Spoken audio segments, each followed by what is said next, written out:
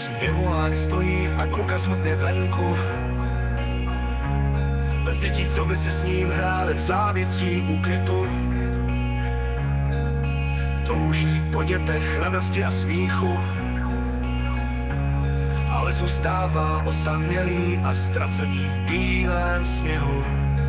Světlo slunce ho hoře jen zvolna, ale v srdci jeho zůstává chlad a tma. Sněhulák touží po lásce a přátelství, bez dětí cítí veliké zoufalství. Pak jednoho dne děti se objevily, radost a veselí sebou přinesly. Sněhulák znovu začal žít, měl pocit slastný. V její společnosti cítil se být šťastný. Děti se s ním bavili a stavěli mu kamarády. Společně tvořili krásné zimní příběhy.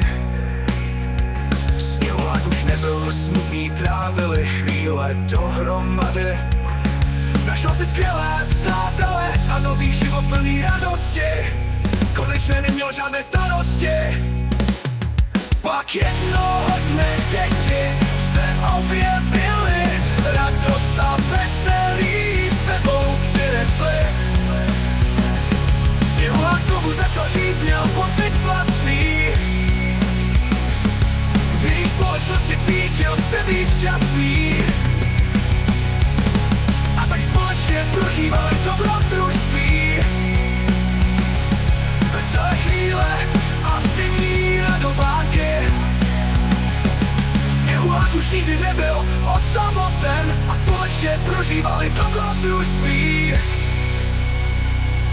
Pak jednoho dne děti se objevily, radost a veselí sebou přinesly.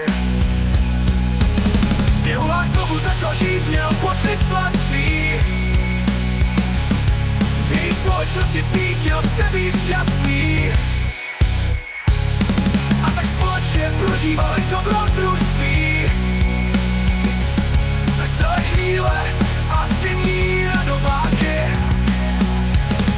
Sněhulák už nikdy nebyl osamocen a společně prožívali dobrodružství.